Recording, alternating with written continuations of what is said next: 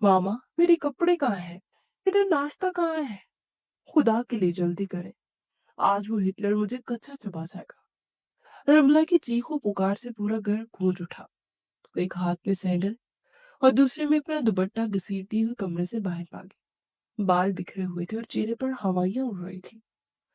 Kitchen से निकलती हुई परवीन बेगम ने उसे इस हालत में देखा तो माथे पर हाथ मारा। आहिस्ता बोलो रमला, मोहल्ले वाले भी सोचते होंगे कि पता नहीं कि घर में कौन सी जंग छिड़ गई है। तुम्हें 1000 बार समझाया कि रात को टाइम पर सोया करो, मगर मजाल है जो तुमने मेरी एक भी बात माननी हो। ये घर है या कोई मछली मंडी? परवीन बेगम ने पराठे की प्लेट मेज पर पटकते उसे डांटा।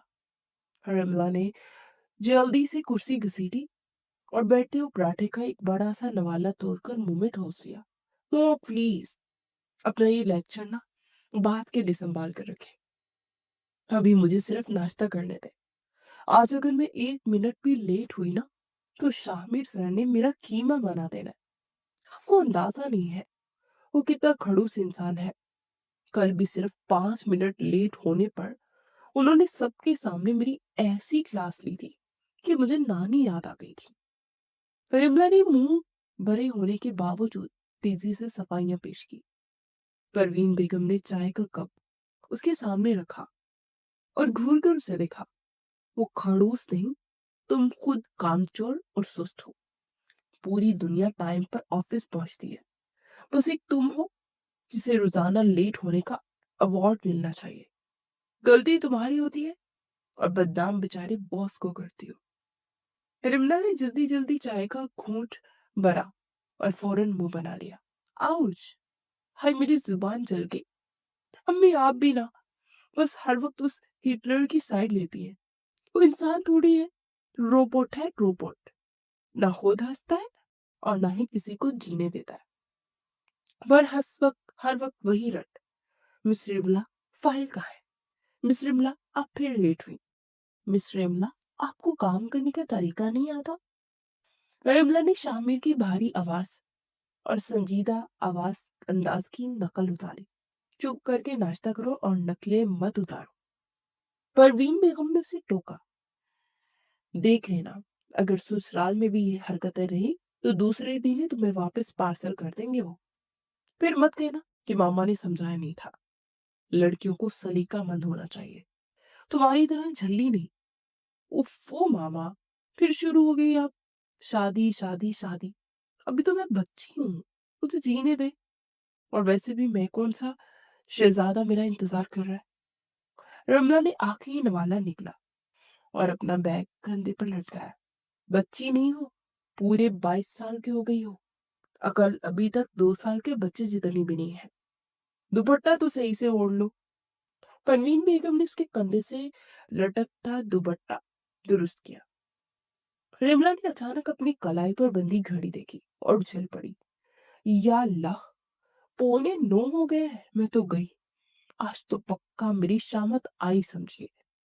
वो भागते हुए सदर दरवाजे की तरफ रखी, लेकिन अचानक रुक कर पलटी। मामा, दुआ कीजिएगा कि आज ऑफिस वो ना आया हो, या रास्ते में उसकी गाड़ी का टायर पंक्चर हो जाए, या उसे कोई वाह कर ले। Please please please.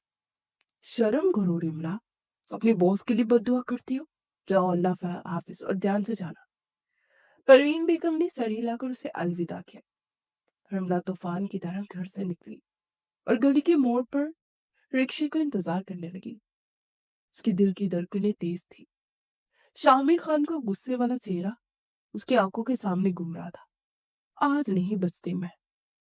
वो खुद से बुड़बुड़ाई, या अल्लाह, बस आज बचा लेना। कल से पक्का फजर के टाइम उठ जाऊंगी। हालांकि ये वादा वो पिछले 2 सालों से रोज कर रही थी। ऑफिस का रास्ता लंबा था और वक्त कम। उसे बिल्कुल अंदाजा नहीं था कि आज का दिन उसके लिए सिर्फ डांट डपट नहीं, बल्कि कुछ ऐसे वाकयात लेकर आ रहा है जो उसकी बोरिंग जिंदगी में हलचल मचा देंगे। वो जिसे मिस्टर खरूस कहती थी, आज तकदीर उसे उसी के सामने लाकर खड़ा करने वाली थी।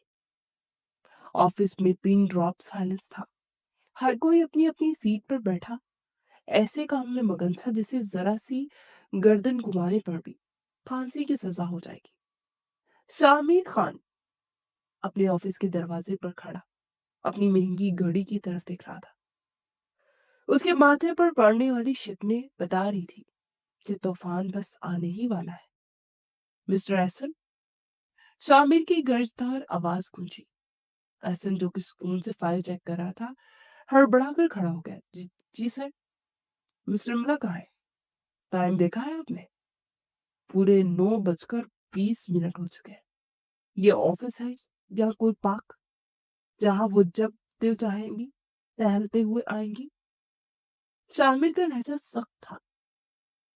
ऐसे ने घबराकर इधर देखा। सर, वो शायद ट्रैफिक में फंस गई होंगी, बस आती ही होंगी। मुझे बहाने नहीं, वक्त की पाबंदी चाहिए।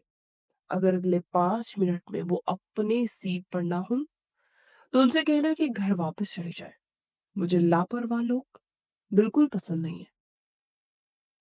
अभी शामिर ये कहकर मुड़ा ही था कि मेन दरवाजा खुला और रमला हाँफती हुई अंदर दाखिल हुई। उसका सांस फूला हुआ था और दरवाजे के साथ लगकर वो खड़ी हो गई।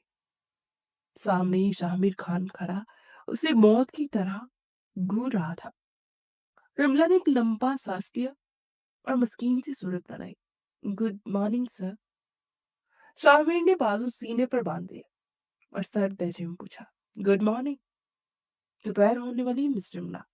आपके पास कोई घड़ी है या वो भी बेच कर खा गई है? रमला ने जल्दी से अपने कानों को हाथ लगाया। सॉरी सर, दरअसल आज मेरा रिक्शा खराब हो गया था। फिर दूसरा रिक्शा मिला तो उसका पेट्रोल खत्म हो गया। फिर मैं पैदल भागी। कसम ले ली सर, मैं झूठ नहीं बोल रही हूँ। मुझे आपकी कस्मों में कोई दिलचस्पी नहीं है। शामिर ने उसकी बात काटी। ये आपका ना रोज का ड्रामा है। आपको पता है आज हमारी कितनी अहम मीटिंग थी और फाइल आपके पास है। आपकी इस गैर जिम्मेदारी की वजह से मेरा कितना नुकसान हो सकता था, अंदाजा है आपको? रमला ने सर झुका लिया। पूरे स्टाफ की नजरें उन्हीं पर थी और रमला को जमीन फटती हुई महसूस हो रही थी। सॉरी सर, दोबारा नहीं होगा। उसे धीमी आवाज में कहा। ये जुमला मैं पिछले 6 माह से सुन रहा हूँ। ये आखिरी वार्निंग है मिस्टर रमला। अगर कल से आप 1 मिनट भी लेट हुई तो ये फाइल और अपना इस्तीफा दोनों मेरी टेबल पर रख दीजिएगा। अब जाए और अपना काम करें। शामिर उसे घूरता हुआ अपने केबिन में चला गया और वो जोर से दरवाजा बंद किया। रमला ने गहरा सांस खारिज किया और अपनी सीट पर ढह गई। ऐसा ने अपनी कुर्सी खिसकाकर उसके करीब की। बच गई तू। आज तो मूड बहुत खराब था सर का। रमला ने दांत पीसकर शामिर के बंद दरवाजे को देखा। खड़ूस इंसान, हिटलर गैंग का। खुद तो ऐसे रोबोट की तरह टाइम पर आते हैं जैसे दुनिया चलती ही इनके दम पर हो। जरा सा लेट क्या होगी, सबके सामने इज्जत का फालूदा बना दिया। अल्लाह पूछेगा इनसे। उसने गुस्से से फाइल खोली और जोर जोर से सफात पलटने लगी। शाम का वक्त था। मॉल में लोगों का अच्छा खासा रश था। रमला अपनी कजन किरण के साथ शॉपिंग करने आई हुई थी। ऑफिस की थकन और बेइज्जती का बदला वो शॉपिंग करके उतारना चाहती थी। रमला, इधर देखो, ये ड्रेस कैसा है? किरण ने एक दुकान की तरफ इशारा किया।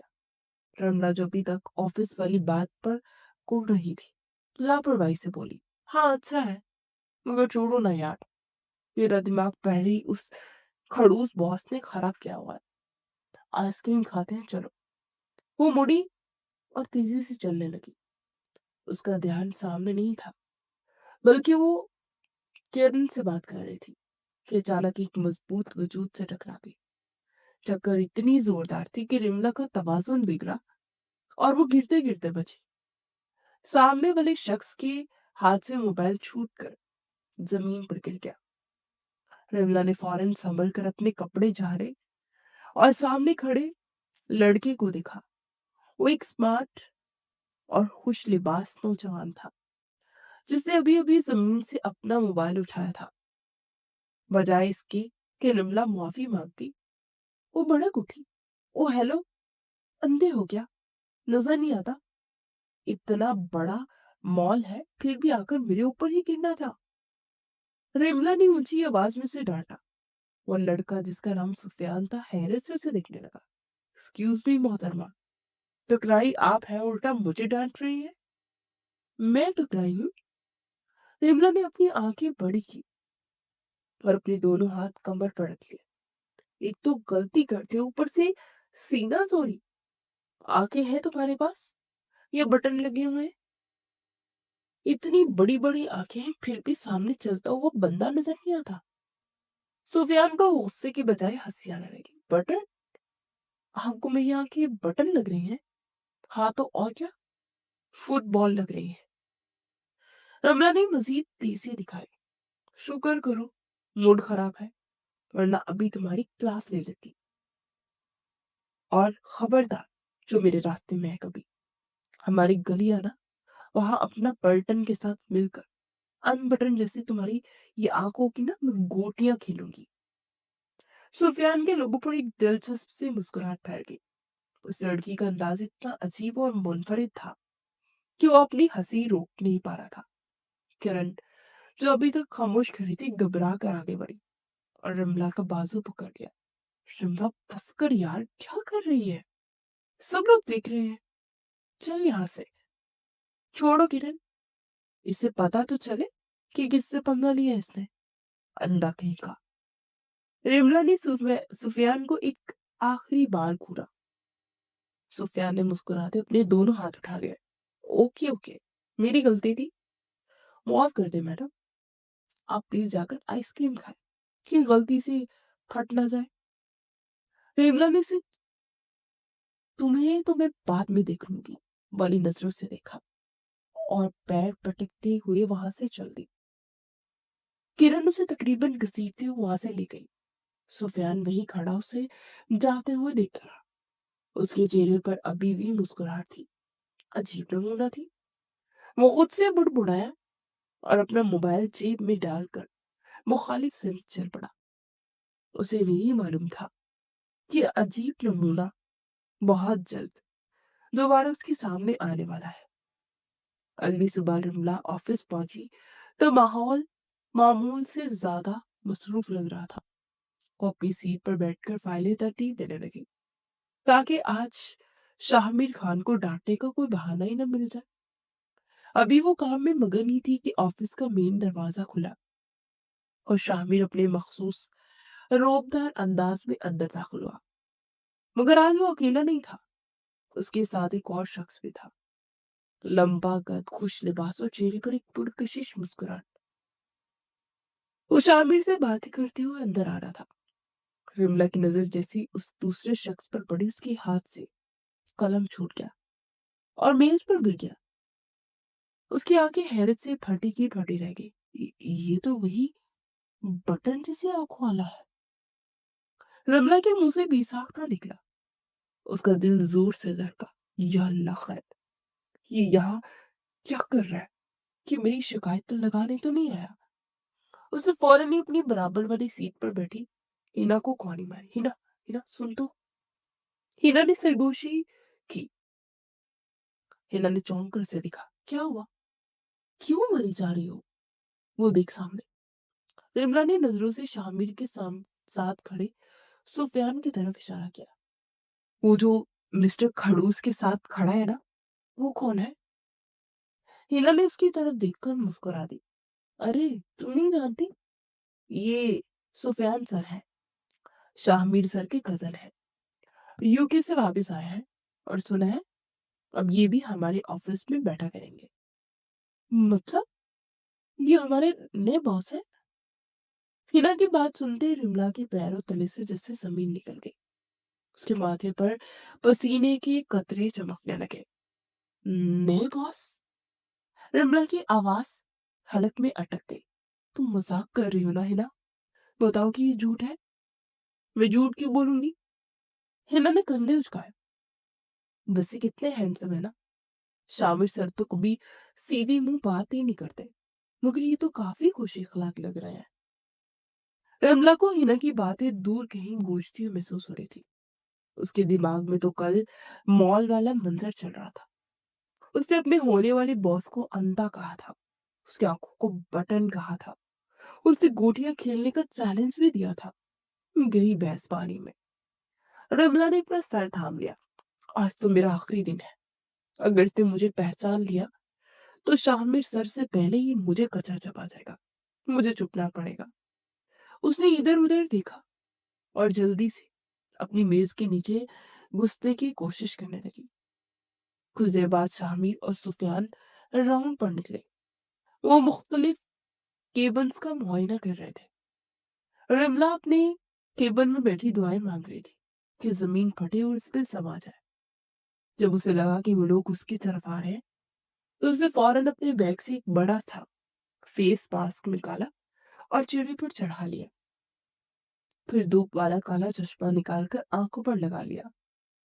वो फाइल खोलकर ऐसे बैठ गई जैसे दुनिया की सबसे मसरूफ लड़की वही हो। मिस रिमला, शामिर की आवाज उसके सर पर गूंजी। रिमला का दिल हलक में आ गया। उसने डरते डरते सर उठाया।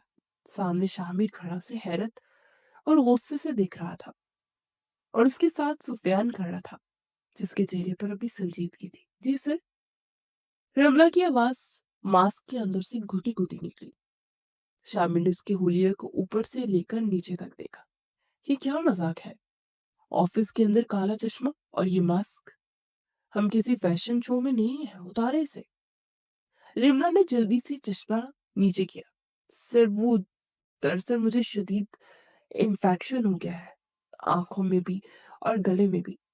डॉक्टर ने कहा कि ये बहुत फैलने वाली बीमारी है। अगर मैंने मास्क उतारा तो पूरे ऑफिस को वायरस लग जाएगा। आपको भी लग सकता है। सुफियान जो अब तक खामोश खड़ा था उसकी आवाज सुनते ही चौंका। उसने गौर से रमला को देखा। उसका हुलिया अजीब था मगर आवाज आवाज जानी पहचानी लग रही थी। इन्फेक्शन? शामिर ने नागवानी से पूछा। कल तक तो आप बिल्कुल ठीक थी। जी सर, ये रातों रात हमला करता है ना, बहुत खतरनाक जरासीम है। रिमला ने मजीद लंबी छोड़ी। सुफियान के होठों पर एक दबी दबी सी मुस्कुराहट उड़ी। वो पहचान चुका था कि ये वही बटन जैसी आंखों वाली लड़की है। शामिर? सुफियान ने पहली बार मुदाखलत की। लगता है मिस रिमला की तबीयत वाकई बहुत खराब है। इन्हें रेस्ट करने दें। कहीं इनका वायरस हमें ही ना अपनी लपेट में ले ले।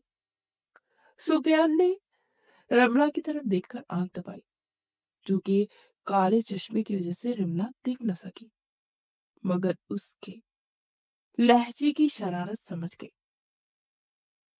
शामिर ने एक गहरी सांस ली। ठीक है, अपना काम ध्यान से करें और कल मेडिकल सर्टिफिकेट लेकर आइएगा।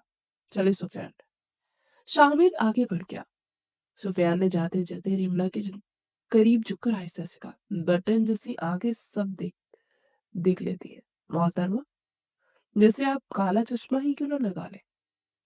ये कहकर सुफियान मुस्कुराता हुआ शामिर के पीछे चला गया। रमला पत्थर की तरह अपनी कुर्सी पर जमी रह गई। या अल्लाह! उसने चश्मा उतारकर मेज पर रखा और अपना माथा पीट लिया। उसने तो पहचान लिया। अब ये मुझसे चुन चुन कर बदले लेगा। रमला, तेरे सितारे अब गर्दिश में है। उसने बेचारगी से सुफियान की पुष्ट को देखा जो अब दूर जा रहा था, और उसे अपनी नौकरी अब खतरे में लटकती हुई नजर आने लगी। लंच ब्रेक का वक्त था और ऑफिस का ज्यादा अमला कैफेटेरिया जा चुका था। हमला अपनी सीट पर बैठी फाइल मुकम्मल करने में मसरूफ थी ताकि शामिर को डांटने का कोई बहाना ही न मिले। वो इतनी मगन थी कि उसे अपने सर पर किसी के खड़े होने का एहसास ही नहीं हुआ। तो क्या मैं मान लूं कि मेरी आंखें वाकई बटन जैसी हैं, या फिर आपका चश्मा आज काम कर रहा है? एक शोक आवाज रमला के कानों से टकराई। वो बुरी तरह से चौंकी और सर उठाकर देखा। सामने सुफियान खड़ा था। उसके चेहरे पर वही शरारती मुस्कुराहट थी। वो बड़े इत्मीनान से रमला की मेज के किनारे पर टेक लगाकर खड़ा हो गया। रमला फौरन अपनी कुर्सी से खड़ी हो गई। सर आप बैठे बैठे। सुफियान ने हाथ के इशारे से उसे बैठने का कहा। इतना डरने की जरूरत नहीं है। मैं शामिर की तरह खड़ूस नहीं हूँ। मुझे आप सुफियान कह सकती हैं। रमला ने घबरा कर इधर उधर देखा। नहीं सर, ये ऑफिस है और आप मेरे बॉस हैं। अगर किसी ने देख लिया तो मसला हो जाएगा। कौन सा मसला? सुफियान थोड़ा सा आगे की तरफ झुका। वैसे आपकी हिम्मत की ना दाद देनी पड़ेगी। आज तो किसी ने मुझे ये नहीं कहा कि मेरी आंखें बटन जैसी है। यूके में तो लड़कियां मेरी आंखों की तारीफ करती थी। रमला शर्मिंदगी से जमीन में गिर गई। सर प्लीज इस बात को भूल जाए। मुझे गलतफहमी हो गई थी। मैं माफी मांगती हूँ। माफी सिर्फ एक शर्त पर मिलेगी। सुफियान ने अपनी जेब में हाथ डाले। आपको मेरे साथ कॉफी पीनी होगी, अभी इसी वक्त। नहीं सर, रमला जल्दी से बोली। मेरा काम अभी बाकी है, मैं नहीं जा सकती। काम तो चलता रहेगा रमला। चलो भी, इतना बोरिंग होने की जरूरत नहीं है। थोड़ी सी लाइफ एंजॉय करना सीखो। सुफियान ने इसरार किया और वो बेतकल्फी से रुमला के हाथ से पेन लेकर मेज पर रख दिया। एन उसी वक्त सामने वाले केबिन का दरवाजा जोर से खुला। शामिर खान दरवाजे पर खड़ा था। उसका चेहरा गुस्से से सुर्ख हो रहा था और हाथ की मुट्ठियां भींची हुई थी। सर रुमला और सुफियान को इतने करीब और हंसते बोलते देख लिया था। उसकी आंखों में एक अजीब सी जलन और नागवारी थी। मिस रिमला, शामिर की आवाज इतनी बुलंद और सख्त थी कि हॉल में मौजूद अक्का दक्का लोग भी सहम गए। रिमला का रंग फक हो गया। सुफियान ने चौंक कर शामिर को देखा। सुफियान ने चौंक कर शामिर को देखा। मेरे ऑफिस में आया भी। शामिर ने उंगली से इशारा किया और पलट कर अंदर चला गया। रिमला ने खौफजदा नजरों से सुफियान को देखा। सर, मैंने कहा था ना मसला हो जाएगा। अब मेरी खैर नहीं है। सुफियान ने कंधे झुकाए। रिलैक्स रिमला, मैं हूं ना, जाओ तो। रिमला लड़ते कदमों के साथ शामिर के ऑफिस की तरफ बढ़ी। उसे अंदाजा था कि अंदर तूफान उसका मुंतजिर है। रिमला डरते डरते केबिन में दाखिल हुई। शामिर अपनी कुर्सी पर बैठने के बजाय खिड़की की तरफ मुंह की खड़ा था। कमरे में शदीद तनाव था। मैं अंदर आ जाऊं उससे? रिमला ने धीमी आवाज में पूछा। शामिर झटके से पलटा। उसकी आंखों में आग थी। ये ऑफिस है, न डेटिंग स्पॉट, मिस रिमला। शिमला को लगा जैसे किसी ने उसके मुंह पर तमाचा मार दिया। सर, ये आप क्या कह रहे हैं? मैं वही कह रहा हूँ जो मैं अभी मैंने देखा है। शामिर ने मेज पर हाथ मारा। आपको यहाँ काम करने की तनख्वाह मिलती है या फिर मेरे कजन के साथ हंस हंस कर बातें करने की?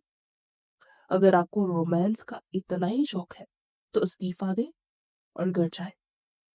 मेरे ऑफिस का माहौल खराब करने की आपको बिल्कुल जरूरत नहीं है। हिमला की आंखों में आंसू तैरने लगे। सर, आप गलत समझ रहे हैं। सुफियान सर खुद वहां आए थे। मैं तो अपना काम कर रही थी। आप मुझ पर इतना घटिया इल्जाम नहीं लगा सकते। खामोश। शामिर घर जा। मुझे सफाई नहीं चाहिए। मैंने अपनी आंखों से देखा है कि आप किस तरह उनसे फ्री हो रही थी। अपनी हद में नहीं मिस रमला। आप सिर्फ एक मुलाजिम है, इससे ज्यादा कुछ नहीं। आइंदा अगर मैंने आपको काम के अलावा किसी फजूल एक्टिविटी में देखा तो आपका इस ऑफिस में आखिरी दिन होगा। Now get out. रमला ने बामुश्किल अपने आंसू रोके और मुंह पर हाथ रखकर वो तेजी से भाग गई। वो मजीद एक लम्हा भी वहां रुकती तो पूट पूट कर रो पड़ती। जैसे रमला बाहर निकली, सुफियान जो कि बाहर ही खड़ा था अंदर दाखिल हुआ। उसके चेहरे पर संजीदगी थी। शामिर, ये क्या तरीका है? तुम इस बेचारी पर क्यों चीख रहे थे? गलती मेरी थी, मैं उसके पास गया था।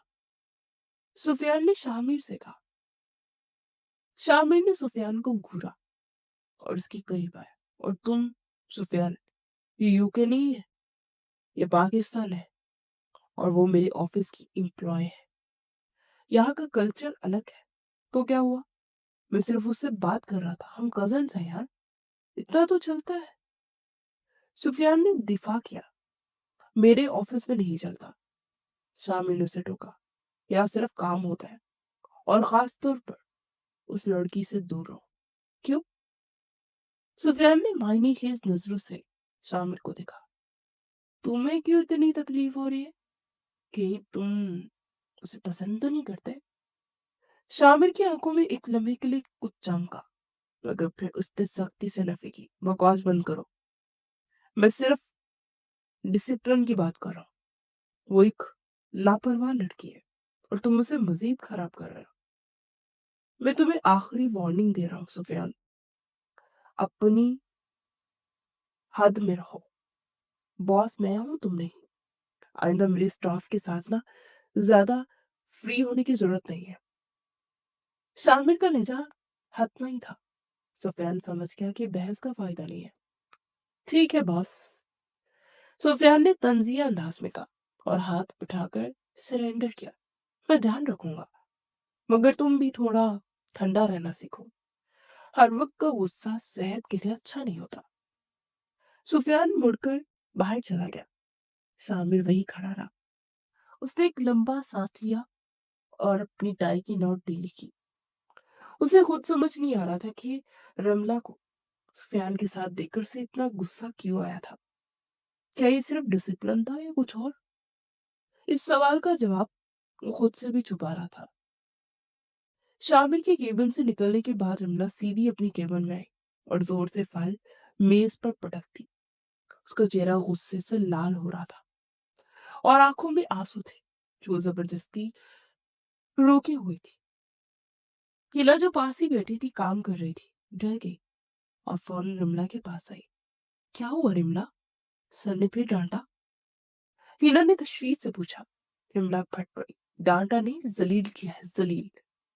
वो इंसान नहीं है ना, वो पत्थर के जमाने का कोई वहशी दरिंदा है। उसे लगता है कि वो बॉस है तो हम सब उसके गुलाम हैं। उसके दिल में रहम नाम की कोई चीज नहीं है। रमला ने गुस्से से कुर्सी पर लात मारी। खुद को पता नहीं क्या समझता है, चंगेज खान की औलाद कहीं। मेरी तो दुआ है कि उसे ऐसी बीवी मिले जो उसे दिन में तारे दिखा दे, उसका सारा अक्कड़ूपन निकाल दे। मनहूस आदमी जब भी सामने आता है मेरा दिन खराब हो जाता है। दूसरी तरफ शामिर अपने ऑफिस में टहल रहा था। उसका गुस्सा अब कुछ कम हो चुका था। उसे एहसास हो रहा था कि उसने रमला पर कुछ ज्यादा ही सख्ती कर दी, खास तौर पर इस घटिया इल्जाम वाली बात पर। मुझे उससे इतनी सख्ती से बात नहीं करनी चाहिए थी। शामिर खुद से बुड़बुड़ाया। वो लड़की उसे बुरा लड़की है, उसे बुरा लगा था। मुझे जाकर मसरत कर लेनी चाहिए ताकि वो गलत ना समझे। ये सोचकर शामिर अपने केबिन से निकला और रिमला के केबिन की तरफ बढ़ा। जैसे वो रिमला के दरवाजे पर पहुंचा, अंदर से रिमला की ऊंची आवाज आ रही थी। शामिर ने हाथ उठाए ताकि दस्तक दे, मगर रिमला के अल्फाज सुनकर उसके हाथ हवा में रुके। हिला, मैं बता रही हूँ, उस खड़ूस के सर पर सींग है जो सिर्फ मुझे नजर आता है। दिल करता है उसके चाय के कप में ना छिपकली डाल दूं। बदतमीज, पतले हाथ, मगरूर इंसान। शामिर की आंखों में जो थोड़ी देर पहले नरमी आई थी वो एक लम्हे में भाप बनकर उड़ गई। उसके जबड़े भीज गए। वो यहाँ माफी मांगने आया था और ये लड़की उसे छिपकली खिलाने के मंसूबे बना रही थी। शामिर ने दरवाजा खोलने के बजाय बाहर से दहाड़ा। मिस रिमला, फौरन मेरे ऑफिस में आए। इसी वक्त अंदर बैठी रिमला और हिना दोनों उछल पड़ी। रिमला का रंग सर्द पड़ गया। हिना, इसने सुन तो नहीं लिया? रिमला ने लड़ती हुई आवाज में पूछा। लग तो ये रहा है अब तुम्हारा नई ऑफिस है।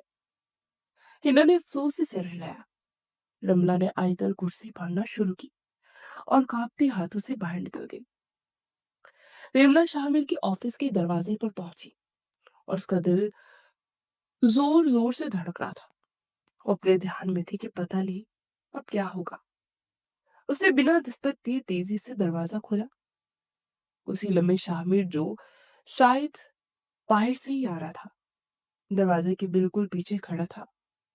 रमला ने जो पूरे जोर से दरवाजा धकेला, तो लकड़ी का भारी दरवाजा शामिर के माथे पर लगा। आ शामिर दर्द से कराहा और अपना माथा पकड़कर पीछे लड़खड़ाया। अंधी हो क्या? रमला के होश उड़ गए। सॉरी सर, सॉरी सर, मुझे पता नहीं था। अब दरवाजे के पीछे है। उसने देखा कि शामिर दर्द से माथा सहला रहा है और बौखलाहट में मेज की तरफ भागी, जहां पानी का जग और ग्लास रखा था। मैं पानी लाती हूँ सर, आप बैठे प्लीज। रमला के हाथ कांप रहे थे। उसे जल्दी से गिलास भरा और शामिर की तरफ मुड़ी। शामिर अभी संभल ही रहा था कि रमला की टांग कुर्सी के पाए में उलझी और वो तवाज़ुन बरकरार न रख सकी और लड़खड़ाती हुई सीधी शामिर की तरफ गिरी। उसके हाथ में पकड़ा हुआ ठंडे पानी का पूरा गिलास शामिर के सर और उसके महंगे सूट पर उलट गया। What the hell? शामिर चीखा। ठंडे पानी ने उसे मजीद गुस्से में मुब्तला कर दिया था। रमला घबराहट में पीछे हटने लगी। सर, मैं तो बस मदद कर रही थी। मगर जमीन पर पानी गिर चुका था। जैसे ही रमला पीछे हटी, उसका पांव फिसला और वो धड़ाम से जमीन पर गिर गई। ऑफिस में अजीब सा मंजर था। शामिर भीगा हुआ गुस्से से कांप रहा था और रमला जमीन पर गिरी हुई थी। शामिर ने गीले बालों से पानी झटका और ऐसी नजरों से रिमला को देखा कि अगर वो नजरों से आग निकलती तो रिमला जलकर राख हो चुकी होती। निकल जाओ। शामिर इतनी जोर से घर जाके ऑफिस की खिड़कियां में लड़। Get out of my office.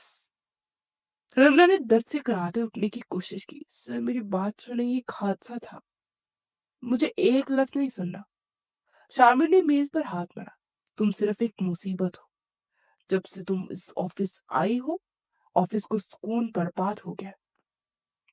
पहले टाइम की पाबंदी नहीं थी, फिर बदतमीजी, और अब ये जान लेवा हमला। तुम जैसी लापरवाह और अहमक लड़की इस कंपनी में काम करने के लायक नहीं है। शामिर ने उंगली से दरवाजे की तरफ इशारा किया। You are fired. अभी और इसी वक्त अपना सामान उठाओ और दफा हो जाओ मेरी नजरों के सामने से, और आइंदा मुझे अपनी शक्ल मत दिखाना।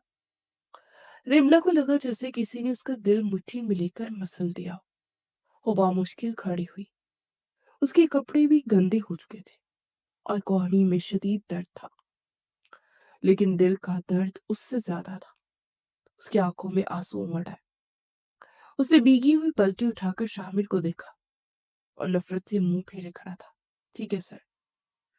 रिमला की आवाज कांप रही थी, मगर उसमें एक अजीब सी ताकत भी थी। मैं जा रही हूँ। मैंने आपकी हर डांट बर्दाश्त की, आपकी हर बदतमीजी सही, सिर्फ इसलिए कि मुझे इस नौकरी की जरूरत थी। मगर आज आपने साबित कर दिया कि आपके पास दिल नहीं, पत्थर है। रमला ने अपने आंसू साफ किए। रख ले अपनी ये नौकरी, लेकिन याद रखिएगा शामिर खान, आपने एक यतीम लड़की का रिस्क छीना है, उसे बेइज्जत करके निकाला है। मेरा अल्लाह आपको कभी माफ नहीं करेगा, और जिस दिन आपको अपनी गलती का एहसास होगा, उस दिन शायद बहुत देर हो चुकी होगी। रमला ने आखिरी बार उसे देखा और रोती हुई ऑफिस से बाहर भाग गई। शामिर वहीं बुत बना खड़ा रह गया। रमला के आखिरी अल्फाज, मेरा अल्लाह आपको कभी माफ नहीं करेगा, उसके कानों में गूंज रहे थे। ऑफिस में होगा आलम था और शामिर को अचानक अपने भीगे हुए वजूद पर बहुत सर्दी महसूस होने लगी। शायद ये सर्दी उसके अंदर उतर रही थी। ऑफिस में अजीब सी वीरानी छाई हुई थी। शामिर अपनी कुर्सी पर बैठा था, लेकिन उसका ध्यान सामने रखी फाइलों पर नहीं था, बल्कि उसकी खाली कुर्सी पर था, जहां रिमला बैठा करती थी। गुस्सा उतरने के बाद उसे बेचैनी महसूस हो रही थी। रिमला के आखिरी अल्फाज उसके दिमाग में हथौड़े की तरह बरस रहे थे। आपने एक यतीम लड़की का रिस्क छीना है। मेरा अल्लाह आपको कभी माफ नहीं करेगा। शामिर ने झिंझलाकर टाई की नॉट ढीली की और इंटरकॉम का बटन दबाया। एहसन, फौरन अंदर आओ। चलो वो बात एहसन डरते डरते अंदर दाखिल हुआ। जी सर। मिस रमला की फाइल कहाँ है? शामिर ने बगैर उसकी तरफ देखे हुए पूछा। एहसन ने हैरत से शामिर को देखा। सर वो तो आप उन्हें निकाल नहीं दिया था ना, तो फाइल मैंने रिकॉर्ड रूम में भिजवा दी थी। मैंने जो पूछा उसका जवाब दो। शामिर ने मेज पर मुक्का मारा। मुझे उनकी फाइल चाहिए अभी के अभी। एहसन जल्दी से बाहर भागा और 2 मिनट बाद फाइल लेकर वापस आया। शामिर ने तकरीबन छीनने वाली अंदाज में फाइल ली और वह खरीदारी शुरू कर दी। उसमें उसका घर का एड्रेस कहाँ है? शामिर ने गुस्से से पूछा। सर वो दूसरे सफे पर लिखा हुआ है। एहसन ने उंगली रखकर बताया। शामिर ने एड्रेस देखा। शहर के एक मुतवस्सित तबके का इलाके का पता था। उसने फाइल बंद की और कोट उठाकर खड़ा हो गया। मैं बाहर जा रहा, अगर कोई पूछे तो कहना कि मैं किसी जरूरी मीटिंग में हूँ। ऐसे नहीं सर लिखा है। जी सर, लेकिन क्या आप उन्हें वापस बुलाने जा रहे हैं? शामिर दरवाजे पर रुक गया। उसने मुड़कर एहसन को घूरा। तुम्हें सोचने की तनख्वाह नहीं मिलती एहसन, काम की मिलती है। अपना काम करो। शामिर तेजी से बाहर निकल गया। गाड़ी में बैठते उसके दिल में एक अजीब सी कैफियत थी। वो कभी किसी एम्प्लॉय के घर नहीं गया था और ना ही कभी किसी से माफी मांगी थी, लेकिन आज आज उसे ऐसे लग रहा था कि अगर उसने रमना के आंसू साफ ना किए तो उसे सुकून नहीं मिलेगा। मैं सिर्फ उसे ये बताने जा रहा हूँ कि वो दोबारा ज्वाइन कर सकती है, क्योंकि गलती मेरी भी थी।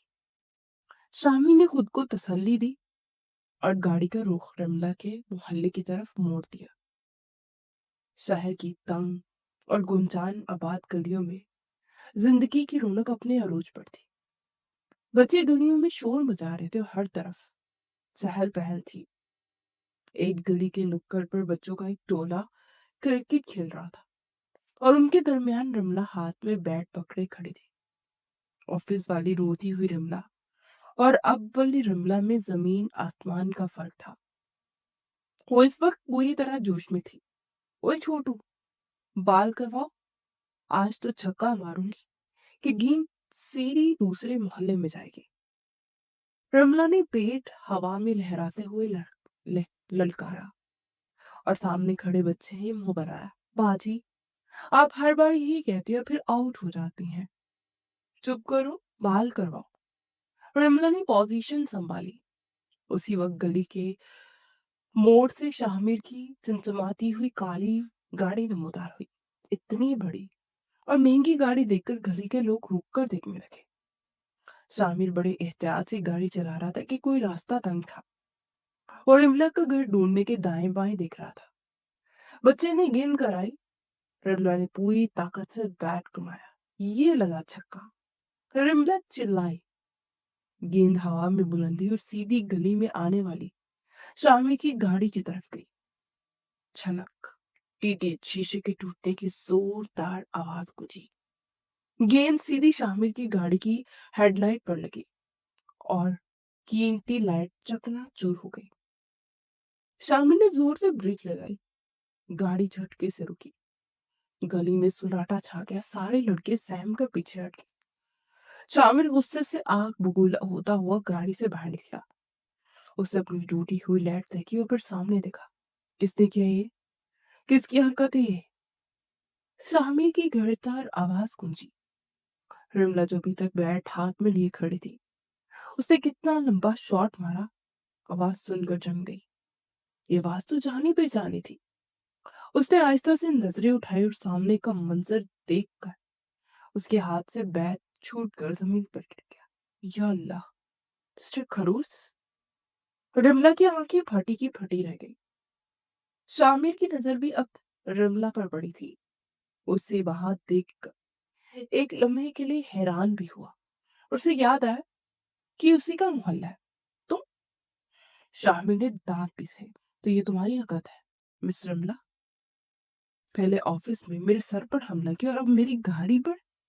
क्या मुझसे कोई पुराना बदला ले रही हो? रिमला ने अपना सर थाम लिया। या अल्लाह, मैंने तुझसे क्या मांग लिया था? मैंने कहा था ना कि इस जिन को अगवा करवा दे। तूने इसे सीधा मेरे घर के बाहर भेज दिया। क्या कह रही हो तुम?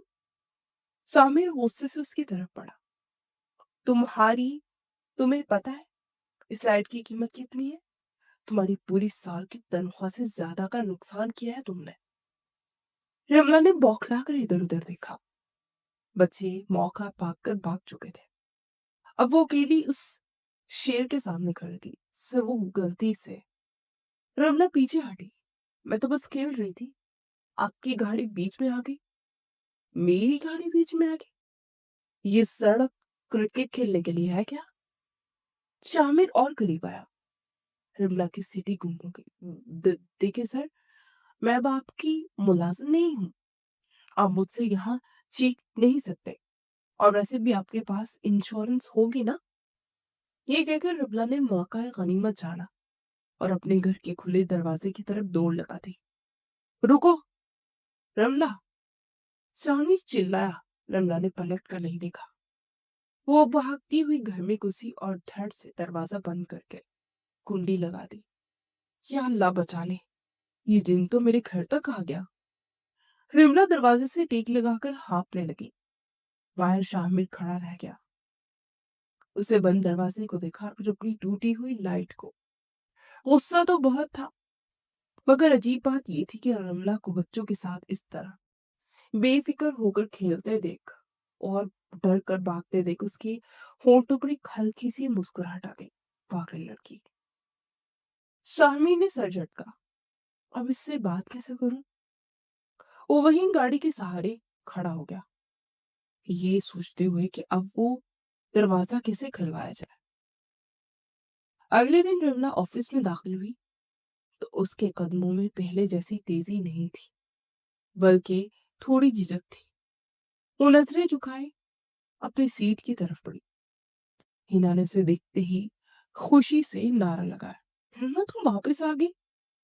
शुक्र है यार, तुम्हारे बगैर तो ऑफिस बिल्कुल कब्रिस्तान लग रहा था। रमला ने अपनी सीट पर बैठते एक लंबी सांस ली। बस यार मजबूरी थी, मामा ने इतना समझाया। और फिर खैर छोड़ो। रमला ने शामिर के घर आने वाली बात गौल कर दी। अब बस दुआ करो कि वो हिटलर दोबारा कोई मसला ना कर गए। अभी उसने अपना कंप्यूटर ऑन किया ही था कि सुफियान वहां आ चुका। उसके साथ हाथ में कॉफी का मग था और चेहरे पर वही पुरानी शरारत। Welcome back miss Ramla. Sufiyan ने उसकी मेज पर झुकते हुए कहा। सुना है आपने कल हमारे भाईजान का की गाड़ी का अच्छा खासा असर किया है। करेक्टर बनने का इरादा है क्या? रमला ने दांत पीसे। वो सुफियान से बात नहीं करना चाहती थी क्योंकि उसे पता था कि शामिर कहीं ना कहीं से देख रहा होगा। सर प्लीज मुझे अपना काम करने दे, मैं यहाँ बातें करने नहीं आई हूँ। रमला ने संजीदगी से जवाब दिया। अरे इतना गुस्सा? सुफियान हंसा। वैसे शामिर ने बताया नहीं कि वो तुम्हारे घर क्यों गया था। कहीं माफी मांगनी तो नहीं? एन उसी वक्त इंटरकॉम की बेल बजी। रमला ने फोन उठाया। जी सर। दूसरी तरफ शामिर था। मिस रमला, सुफियान साहब से कहें कि वो मेरे केबिन में आए अभी। रमला ने फोन रखा और सुफियान की तरफ देखा। सर बुला रहे हैं आपको। सुफियान ने नागहारी से शामिर के केबिन की शीशे वाली दीवार की तरफ देखा जहां शामिर खड़ा उन्हें घूर रहा था। ये बंदा बिना कबाब में हड्डी है। सुफियान बुड़बुड़ाया। हर बात भी अधूरी है रिमला जी। सुफियान आंख दबाकर वहां से हट गया और इमला ने सुकून का सांस लिया और शीशे के पार शामिर को देखा। शामिर ने नजरें मिलाते ही रुख मोड़ लिया और अपनी कुर्सी पर बैठ गया। रिमला को हैरत हुई कि आज शामिर ने उसे डांटा नहीं और ना ही सुफियान के पास खड़े होने पर कोई तमाशा खड़ा किया, बल्कि खामोशी से सुफियान को वहां से हटा दिया। अजीब बंदा। रमला ने कंधे उचकाए और फाइल खोली। समझ नहीं आता ये चाहता क्या है। शाम के वक्त ऑफिस से छुट्टी हो रही थी। रमला अपना बैग उठाकर बाहर निकली तो लिफ्ट के पास सुफियान पहले से ही मौजूद था। रमला ने उसे देखा तो सीढ़ियों की तरफ मुड़ने लगी, लेकिन सुफियान ने तेजी से आगे बढ़कर उसका रास्ता रोक लिया। कहाँ भाग रही हो? मुझे डर लगता है क्या? सुफियान ने मुस्कुराते हुए पूछा। मुझे किसी से डर नहीं लगता सर। मुझे घर जाने की जल्दी है, रास्ता छोड़ेगा। रमला ने सख्ती से कहा। सुफियान ने जेब से गाड़ी की चाबियां निकाली। मैं छोड़ देता हूँ ना, वैसे भी मुझे तुमसे कुछ बात भी करनी है। चलो आज कहीं कॉफी पीते हैं, मौसम भी अच्छा है। रमला ने उसे घूर कर देखा। सर, मैं आपको पहले भी बता चुकी हूँ कि मैं इस टाइप की लड़की नहीं। मुझे कॉफी पीने का कोई शौक नहीं है, और ना ही आपकी गाड़ी में बैठने का। सुफियान के चेहरे की मुस्कुराहट बदल पड़ गई। उसे इनकार सुनने की आदत नहीं थी। देखो रमला, ज्यादा बाव मत खाओ। मैं शामिर का कजन हूँ, बॉस हूँ तुम्हारा। लड़कियां मरती हैं मेरे साथ एक कॉफी पीने के लिए। तुम खुशकिस्मत हो कि मैं तुम्हें ऑफर कर रहा हूँ। तो जाकर उन लड़कियों को ऑफर करे ना, जो आप पर मरती हैं। रमला ने बेबाकी से जवाब दिया। मेरे लिए मेरी इज्जत, मेरा काम सबसे अहम है। आप बॉस हैं तो ऑफिस तक रहे। मेरी जाती जिंदगी में दखल देने की कोशिश मत करें, और आइंदा मुझे ऐसी फजूल ऑफर मत दीजिएगा। विमला ने जैसे ही उसे धक्का दिया और साइड से निकलकर वो सीढ़ियों की तरफ भाग गई, और सुफियान वही खड़ा रह गया। उसका चेहरा गुस्से और तजलील के एहसास से सुर्ख हो रहा था। लिफ्ट के पास खड़े कुछ मुलाजमीन ने यह मंजर देख लिया था, और वो मुंह पर हाथ रख के हंस रहे थे। सुफियान को अपनी अना बुरी तरह मजरूह होती महसूस हुई थी। तुमने मुझे सबके सामने इनकार किया, रमला? सुफियान ने मुट्ठी भींची। मेरी इंसल्ट की? तुम्हें लगता है तुम बहुत शरीफ हो, बहुत इज्जत वाली हो? अब मैं देखता हूँ तुम्हारी ये इज्जत और ये गरूर कैसे बाकी रहता है। उसकी आंखों में इंतकाम की आग भड़क उठी। तुम्हें मेरी ऑफर ठुकराना बहुत महंगा पड़ेगा। बहुत जल्द तुम मेरे पैरों में घिर कर माफी मांगोगी, और तब मैं तुम्हें ठुकराऊंगा। सुफियान ने गुस्से से लिफ्ट के बटन पर मुक्का मारा और कसम खाई कि उसकी बेइज्जती का बदला सूद समेत लेगा। घर में खुशी का समा था। परवीन बेगम के हाथ में मिठाई का डिब्बा था, और वो एक एक करके रिमला के मुंह में लड्डू ठोस रही थी। बस करे मामा, मेरा पेट फट जाएगा। रिमला ने मुंह बनाते हुए बमुश्किल कहा। चुप करो लड़की, इतनी बड़ी खुशखबरी है। मेरी दोस्त नसीम का बेटा अरसलान, हाय कितना प्यारा बच्चा है। मैंने आज हाँ कर दी है। वो लोग अगले हफ्ते शादी करना चाहते हैं। परवीन बेगम की खुशी संभाले नहीं संभल रही थी। रिमला ने पानी का गिलास पीकर लड्डू हलक से नीचे उतारा। मामा, इतनी जल्दी? अभी तो मैंने ऑफिस से छुट्टी की बात भी नहीं की है। और वो अरसलान लड़का कैसा है? मैंने तो उसे देखा भी नहीं। मैंने देखा है ना, बस काफी है। बहुत शरीफ खानदान है। तुम खुश रहो, इंशाल्लाह। अब बस कल जाकर अपने उस खड़ूस बॉस को ना इस्तीफा दे आओ, और शादी की तैयारियां शुरू करो। परवीन बेगम ने हतमई अंदाज में फैसला सुनाया। अगली सुबह ऑफिस में रमला के हाथ में मिठाई का डिब्बा था।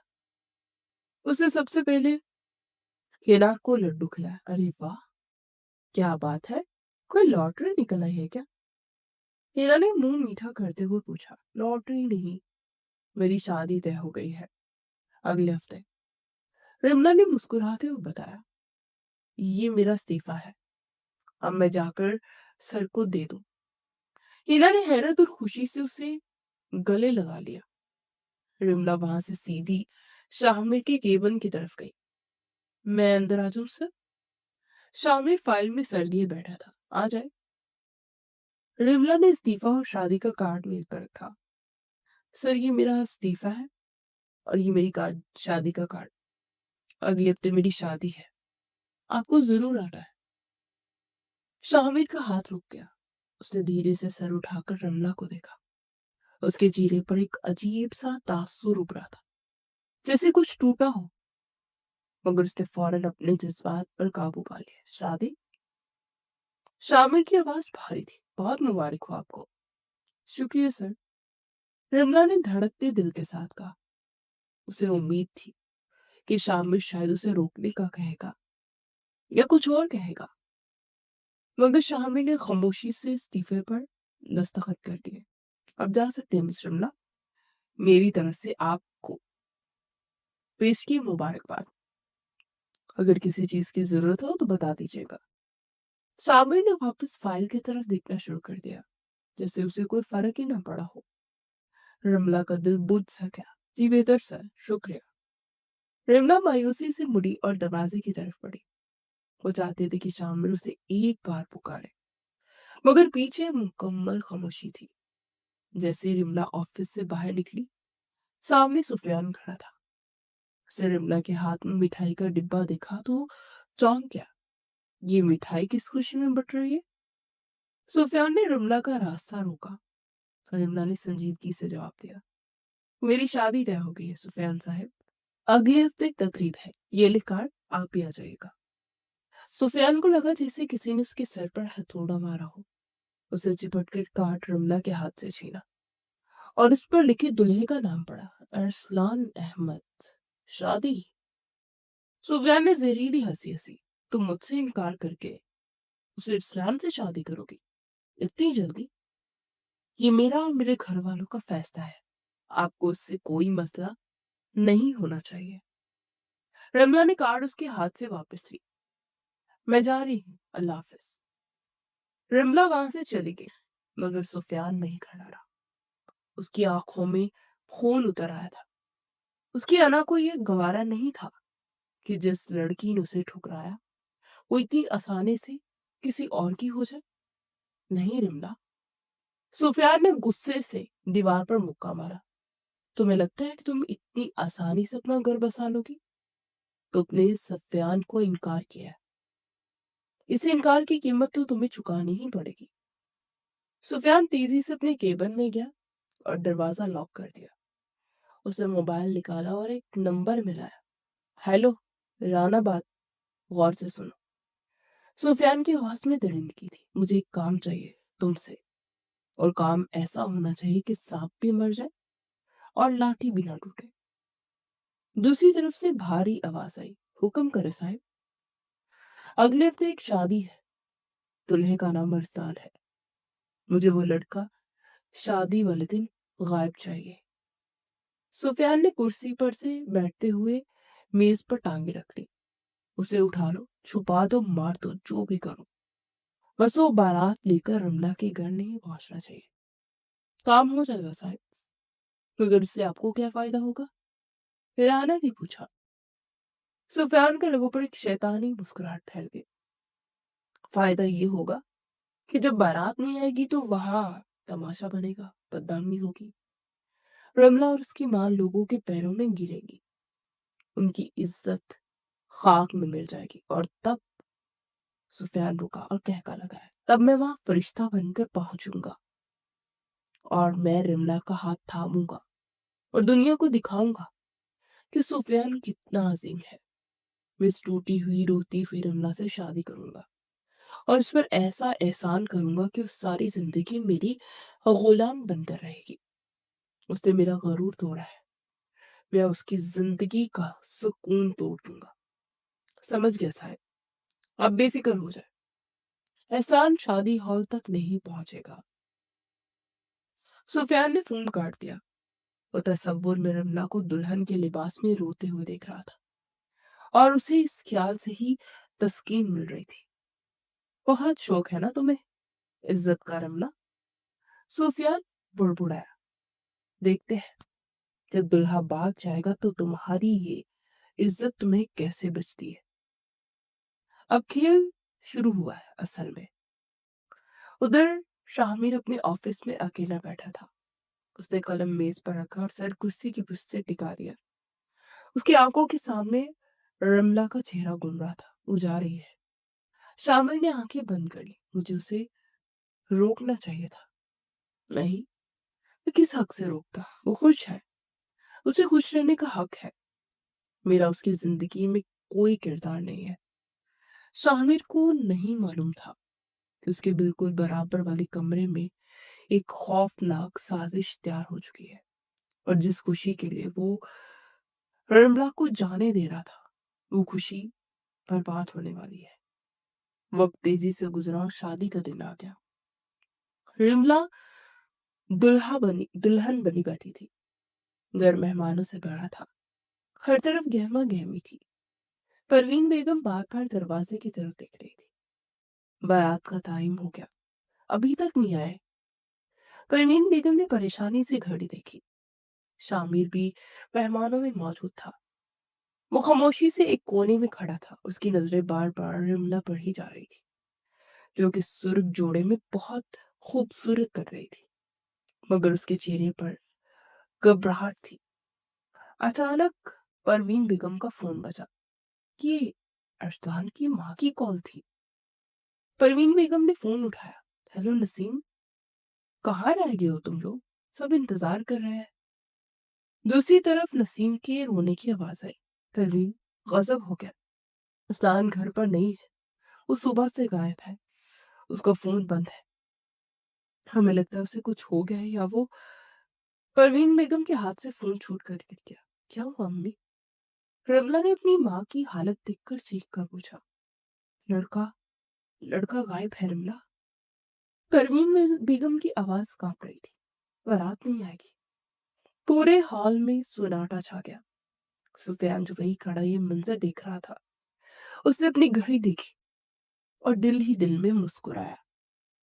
गेम और रिमला, उसने सोचा, अब वक्त है मेरी एंट्री का।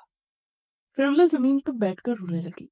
बदनामी का डर, लोगों की बातें, माँ की हालत। उसे लगा सब खत्म हो गया, मगर उसे ये खबर नहीं थी कि उसकी किस्मत का फैसला लिखने वाला अभी भी वहीं मौजूद है, और वो सुफियान नहीं, शामिर है। शादी हॉल में कहराम मचा हुआ था। परवीन बेगम जमीन पर बैठी रो रही थी और रमला बनी सामने खला में घुर रही थी। मेहमानों की चामोगोइयां तेज होती जा रही थी। हर कोई ये कह रहा था कि लड़के की किस्मत खोटी है जो शादी वाले दिन दुल्हा भाग गया। सुफियान ने अपनी टाई की नॉट ढीली की और चेहरे पर मसनूई संजीदगी तारी की। ये उसका लम्हा था। वो आहिस्ता से आगे बढ़ा और परवीन बेगम के पास घुटनों के बल बैठ गया। परवीन आंटी, खुद को संभाले। जो होना था वो हो गया। वो लड़का धोखेबाज था, भाग गया। सुफियान ने बुलंद आवाज में कहा ताकि सब सुन ले। लेकिन आप फिक्र न करें, मैं अभी जिंदा हूं। मैं आपके खानदान की इज्जत को यूं खाक में नहीं मिलने दूंगा। परवीन बेगम ने भीगी आंखों से उसे देखा। क्या मतलब बेटा? सुफियान ने रमला की तरफ देखा, जो अभी तक साकित थी। मैं रमला से शादी करने को तैयार हूँ। मैं नहीं चाहता कि इस घर की बेटी की जगह साई हो। मैं उस पर ये एहसान करने को तैयार हूँ ताकि आप लोगों का सर ना झुके। सुफियान के अल्फाज में हमदर्दी कम और एहसान का बोझ ज्यादा था। रमला ने चौंक कर उसे देखा। उसकी आंखों में सुफियान के लिए नफरत तैर गई थी। वो जानती थी कि ये शख्स हमदर्द नहीं है। नहीं। रमला की आवाज धीमी मगर अटल थी। मुझे तुम्हारे एहसान की जरूरत नहीं सुफियान। मैं कवारी रह लूंगी, मगर तुम जैसे शख्स से शादी नहीं करूंगी जो मेरी मजबूरी का फायदा उठाना चाहता है। सुफियान का चेहरा गुस्से से सुर्ख हो गया। दिमाग ठिकाने ठिकाने पर है तुम्हारा? बारात वापस जा रही है। दुनिया तुम पर हंस रही है और तुम अभी भी नखरे दिखा रही हो। मेरे अलावा अब तुम्हें कोई नहीं अपनाएगा। कि आपकी गलत फहमी है। एक बारी और रूबदार आवाज ने सुफियान की बात काटी। शामिर खान मचमा चीरता हुआ सामने आया। उसका चेहरा पुरसुकून था, मगर आंखों में ऐसा जलाल था कि सुफियान एक कदम पीछे हटने पर मजबूर हो गया। शामिर ने सुफियान को नजरअंदाज किया और सीधा परवीन बेगम के सामने खड़ा हो गया। परवीन आंटी, मैं एहसान करने नहीं आया और ना ही मुझे कोई सौदा करना है। मैं रमला से शादी करना चाहता हूँ।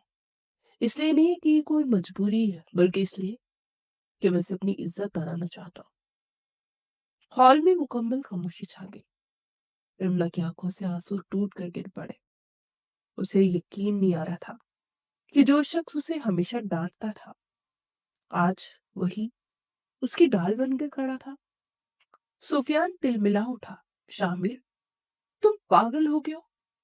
ये मेरा प्लान है, मेरा मतलब ये मेरा फैसला था। तुम बीच में नहीं आ सकते। शामिर ने मुड़कर सुफियान को देखा। तुम्हारा प्लान? सुफियान, मुझे अभी अभी पता चला कि अरसान को किसने गायब करा है। मेरे पास पुलिस की कॉल आई है, जिन्होंने अरसान को शहर से बाहर एक गोदाम से बरामद किया है और वहां पकड़े गए गुंडों ने तुम्हारा नाम लिया है। सुफियान का रंग फक हो गया। उसके पैरों तले से जमीन निकल गई। मेहमानों ने नफरत से सुफियान को देखना शुरू कर दिया। निकल जाओ यहाँ से, सुफियान, इससे पहले कि मैं पुलिस को यहाँ बुला लूं। शामी ने हस्तकी से कहा, मगर उसने धीमी धमकी थी। सुफियान ने एक नजर शामिर को देखा, फिर रमला को, और जिल्लत के एहसास के साथ सर झुकाकर तेजी से हॉल से निकल गया। शामिर दोबारा परवीन बेगम की तरफ मुतवज्जो हुआ। आंटी, क्या आप मुझे इस काबिल समझती कि मैं अपनी बेटी आप अपनी बेटी का हाथ मेरे हाथ में दे? परवीन बेगम ने रोते हुए हाथ जोड़ दिए। बेटा, तुमने आज हमें बचा लिया। मुझे तुमसे बेहतर कोई नहीं मिल सकता। फिर काजी साहब को बुलाया गया। रमला ने धड़कते दिल के साथ शामिर की तरफ देखा, जो अब दुल्हा की तरह जगह बैठा था। निकाह के बोल गूंजे और रमला ने दबी आवाज में कबूल है कह दिया। एक तरफ एक दीवानी और मिस्टर खड़ूस का रिश्ता हमेशा के लिए जुड़ गया। कमरे में खामोशी थी। रमला बैठ के किनारे बैठी अपने हाथों की मेहंदी खुरच रही थी। उसे अभी तक यकीन नहीं आ रहा था कि पिछले चंद घंटों में उसकी जिंदगी कैसे बदल गई। दरवाजा खुला और शामिर अंदर दाखिल हुआ। रमला का दिल जोर से धड़का। वो सिमट कर बैठ गई। शामिर ने दरवाजा बंद किया और उसके पास आकर खड़ा हो गया। क्या मैं बैठ सकता हूँ, मिस रमला? या यहाँ भी कोई कुर्सी टूटने का डर है? रमला के लबों पर भी इख्तियार मुस्कुराहट आ गई। उसे सर उठाकर शामिर को दिखा। आप अभी भी बात नहीं आएंगे ना? आज तो दाना ना दे। शामिर उसके सामने बैठ गया। उसके चेहरे से वो हमेशा वाली सख्ती गायब थी और उसकी जगह एक नरमी नवेली थी। मैं ताना नहीं दे रहा, मैं तो बस ये सोच रहा हूँ कि मैंने क्या मुसीबत मोल ले ली है। कल तक जो लड़की मेरे ऑफिस सर पर उठाती थी, अब वो मेरा घर सर पर उठाएगी। रल्ला ने मस्तूरी गुस्से से सिर मुड़ा। अगर मैं इतनी ही बड़ी मुसीबत हूं, तो आपने मुझसे शादी क्यों की? सुफियान से कह देते, वो तो तैयार बैठा था। शामिर संजीदा हो गया। उसने रमला का हाथ अपने हाथ में लिया, क्योंकि मैं बर्दाश्त नहीं कर सकता था कोई और तुम्हारी आंखों में आंसू लाए। जब तुमने ऑफिस छोड़ा था, तब मुझे एहसास हुआ कि वो शोर, वो हड़बड़ी, वो रोज का लेट होना, वो सब मुझे कितना याद आ रहा था। मुझे तब पता चला कि उस मिस्टर खड़ूस के दिल में भी कुछ जज्बात जाग चुके हैं। रमला हैरत से उसे देखते रह गई। आप आपको पता था कि मैं आपको मिस्टर खड़ूस कहती हूँ? मुझे सब पता होता है, मिस रमला। शामिर मुस्कुराया। मैं बॉस हूँ तुम्हारा, और वो बटन जैसी आंखों वाली बात भी याद है मुझे। रमला शर्म से लाल हो गई। सर प्लीज, वो गलती थी। अब सर नहीं, शामिर को। शामिर ने उसकी ठोड़ी पकड़कर चेहरा ऊपर किया। वैसे एक बात तो माननी ही पड़ेगी, अल्लाह ने मेरी बद्दुआ सुन ली। याद है तुमने कहा था कि अल्लाह करे सी बीवी मेरे जो इसे दिन में तारे दिखा दे। मुबारक हो, वो बीवी तुम ही हो। और इमला हंस पड़ी। उसकी हंसी ने कमरे का माहौल खुशगवार कर दिया। तो तैयार हो जाए मिस्टर शामिर खान, अब इस घर में हिटलर का राज नहीं चलेगा, सिर्फ इस दीवानी की मर्जी चलेगी। मंजूर है? शामिर ने मोहब्बत भरी नजरों से उसे देखा। अब मैंने सारी जिंदगी के लिए इस्तीफा दे दिया है, अब बास तुम हो। रिमला ने सुकून का सांस लिया और उसने सर शामिर के कंधे पर टिका दिया। बाहर चांद पूरी आगो-ताप से चमक रहा था और अंदर दो दिल एक नए सफर का आगाज कर चुके थे, जहां नोक-झोंक तो रहनी थी मगर मोहब्बत कम नहीं होनी थी। यूं तजादात से भरी ये दास्तान अपने इंजाम को पहुंची, जहां एक दीवानी ने अपनी मासूमियत से एक खड़ूस के दिल में घर कर लिया था और ये साबित कर दिया था कि मोहब्बत असूलों की मोहताज नहीं होती।